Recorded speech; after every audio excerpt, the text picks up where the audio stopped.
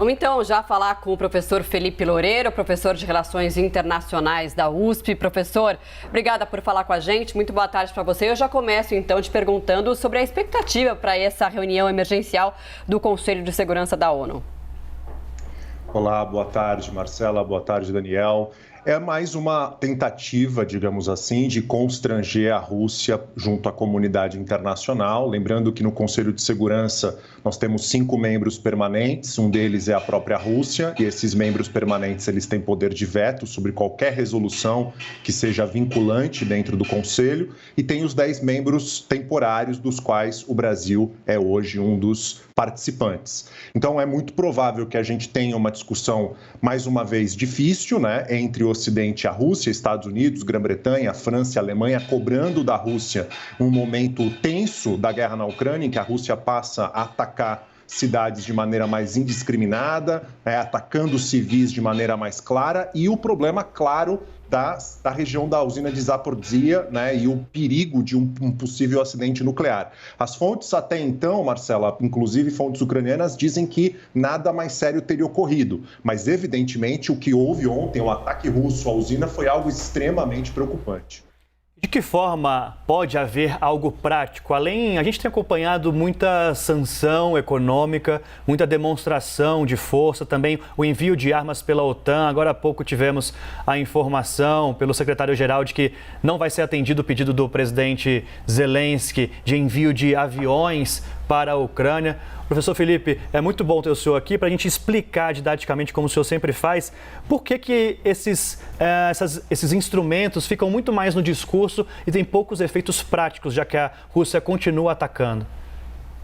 Olha, Daniel, é o seguinte, se você tiver, por exemplo, uma área de não aviação, né, de uma proibição, né, de você ter aviões russos e aviões ucranianos no espaço aéreo ucraniano, que foi a demanda que o presidente Zelensky fez à OTAN e que hoje foi negada, isso muito provavelmente acabaria colocando forças da OTAN em contato direto com forças russas.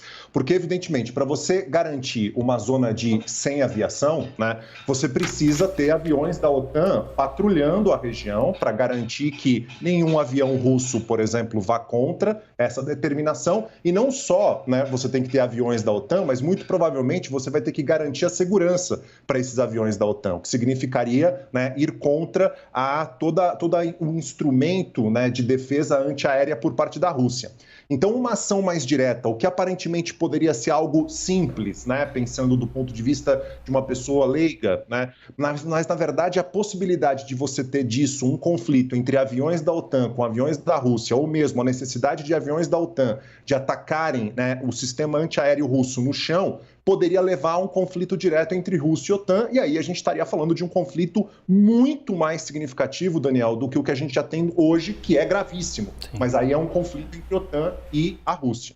Professor, ontem o presidente Jair Bolsonaro entrou em contato, né, falou com o primeiro-ministro britânico Boris Johnson e eles concordaram em pedir um cessar-fogo na Ucrânia. Ali pediram, enfim, para que acabasse o conflito da Rússia em relação à Ucrânia. O que isso significa, né? Porque, pedimos para um cessar-fogo. O que isso significa, ainda mais o Brasil nesse momento em que, apesar de votar a favor da condenação à Rússia dessas atitudes, dessa guerra, dessa ofensiva contra a Ucrânia, o que significa o Brasil se manifestar agora junto com o Reino Unido?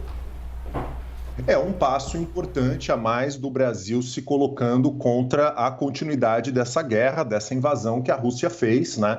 Lembrando que o presidente Bolsonaro até então havia dado manifestações ambíguas, né? Tinha se colocado como neutro dentro desse conflito, apesar da representação diplomática brasileira junto à ONU, especialmente no Conselho de Segurança, mas mesmo na Assembleia Geral, ter votado favoravelmente as resoluções que pediam para a Rússia imediatamente retirar suas tropas da Ucrânia.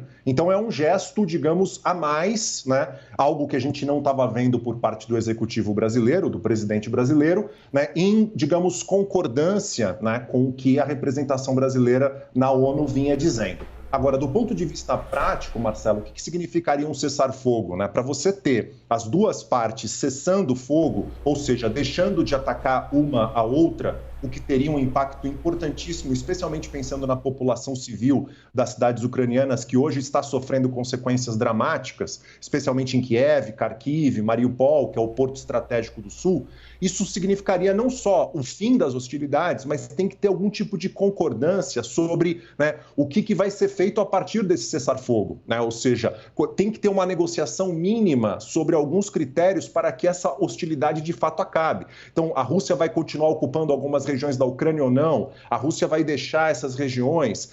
Que tipo de negociações políticas, que tipo de concessões políticas vão ser feitas para a Rússia cessar, né, as suas hostilidades? Então, não é simplesmente parar as hostilidades em si. O cessar-fogo, ele normalmente vem junto com negociações mais amplas, mesmo que provisórias, porque não é paz, né? Mesmo que provisórias, mas negociações mais amplas no sentido de garantir algum tipo de negociação daquilo que as partes querem. E, infelizmente, Marcela, pelo que a gente vê do presidente Putin da Rússia, a Rússia continua com objetivos maximalistas, que é o fim do governo Zelensky, o que torna muito difícil qualquer negociação de cessar-fogo nesse contexto, a meu ver.